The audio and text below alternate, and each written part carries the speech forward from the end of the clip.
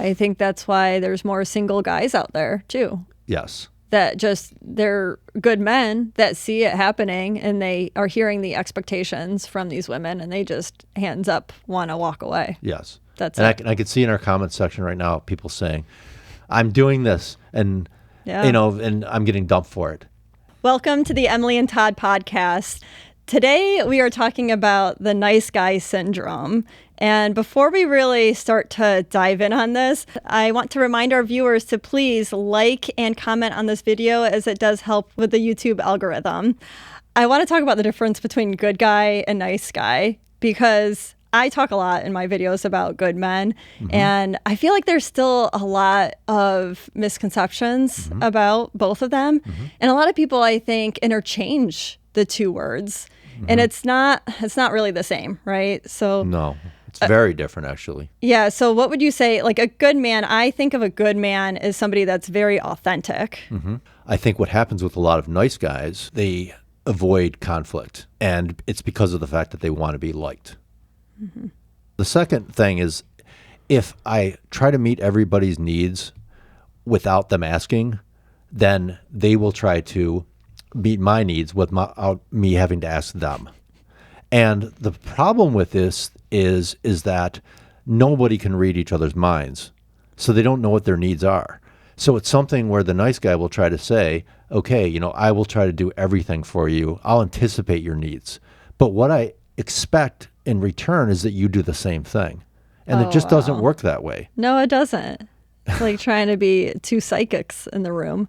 Yes. This is really interesting. I almost didn't really know this aspect about nice guys because my brain is shifting that to how women a lot of times expect that from their man because they don't want to verbalize like what they want. They have difficulty doing that and they want their mind to be read. Yes. Well, that would be the nice girl in that category, right? She'll do everything for you, but she'll start getting resentful at you if you don't do those things back or try to meet her needs, which you may not have any idea about. And I know that when I first started TikTok, I would refer to the nice guy. And in my brain, I was thinking good guy because I didn't even really know that like this nice guy syndrome really existed because I wouldn't say that I had experienced it myself. They're very different things. I think it really comes down to self-worth and confidence. And I've definitely been in that position in my life before where I've been the nice guy. And so usually what ends up happening is that you view this person that you're talking to as above you in some way. They're on a pedestal in your mind. And so you say to yourself, okay, I've got to have them like me. And so how they're going to like me if I'm super nice to them. And this is kind of more of an unconscious thought process, but it's something that I think our society teaches us, especially in the wake of Me Too and toxic masculinity. And cancel culture. Yeah. Do you think there's more of this nice guy syndrome out there because there's more divided families and there's more single moms that are raising sons? Absolutely. And so they're lacking that strong masculine male role in their lives? Yes. Yeah. Well, if you're raised by women, and women, are typically more nurturing, more emotional. If that's your role model, you're going to end up being that place. And there's nothing wrong with that, with being a guy. Again, as long as you're able to step up to the plate and be who you are when you need to be. And that's not blue pill nonsense. Being who you are means if you have an issue with something, you're going to lean into that. And I think a lot of moms out there would benefit from realizing and understanding that there are those differences between men and women, that we can't just force each other to become more like each other, that there really does need to be that division of masculinity and femininity. Yes. And it starts biologically. So there is biological differences. There are definitely differences as far as how the environments that we're raised in and, what we see when we watch TV or movies or whatever, how we're socialized. The reality is that men and women have always had different roles. And I really believe that the masculine and the feminine complement each other. You can be a strong woman and still be feminine. And you can be a very caring man and still be strong. Absolutely. I think a lot of young men right now are not being taught this. And it's causing a lot of that nice guy syndrome to happen more than ever, I think. I think it's always been around, but I think it's around more nowadays. especially since it's so difficult for young men to even get in the door with a woman because of the apps and all the other stuff that we always talk about. But it's something that then they try to say, okay, like I've got to use everything I can to my advantage. But the reality is it's just a terrible strategy. Well, I think about like a lot of young women out there and what they say they want from a man, right? And I've heard a few things that kind of go along with this nice guy syndrome. And for one, that's that she wants to have a man that is obsessed with her.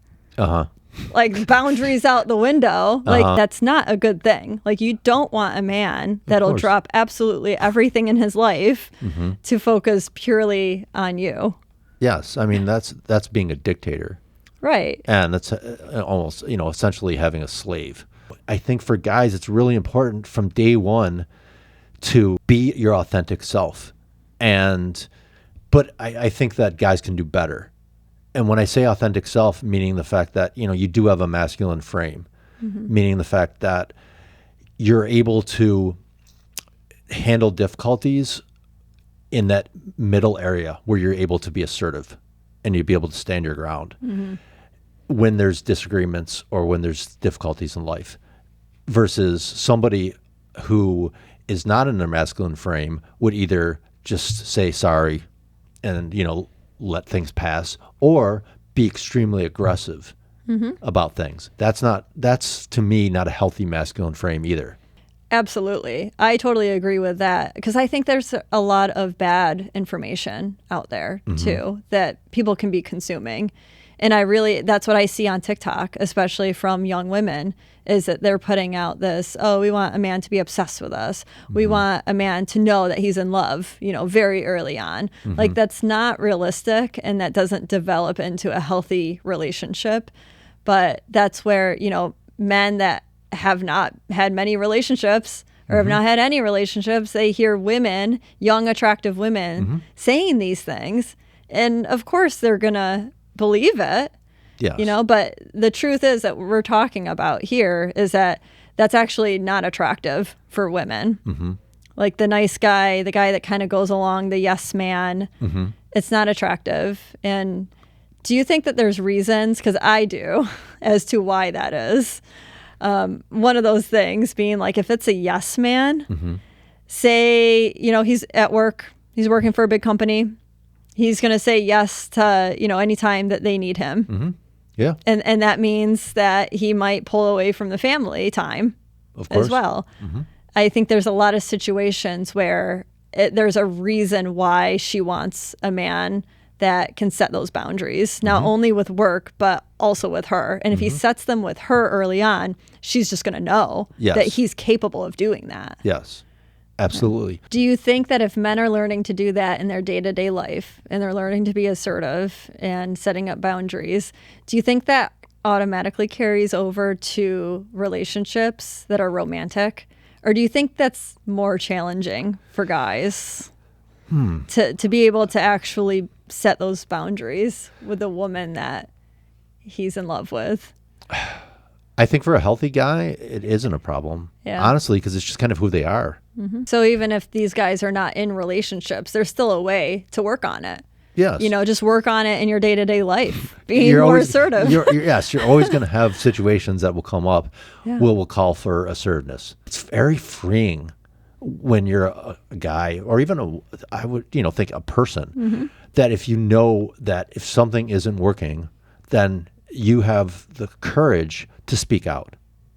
And it's something that I think everybody ideally should develop that skill.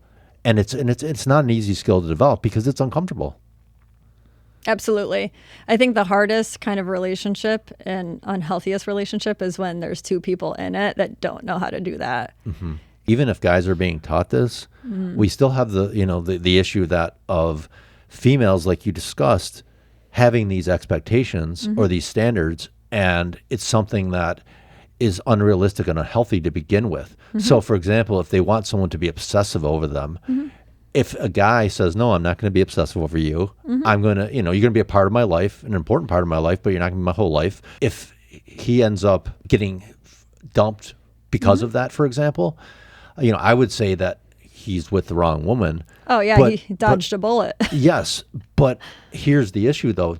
Don't you think that's happening more and more I do. with female entitlement? I Because of the attention in the apps, and Absolutely. all this other stuff. Yeah, I think that's why there's more single guys out there, too. Yes, That just, they're good men that see it happening and they are hearing the expectations from these women and they just, hands up, want to walk away. yes. That's And it. I can see in our comment section right now people saying, "I'm doing this, and Yeah. and I'm getting dumped for it."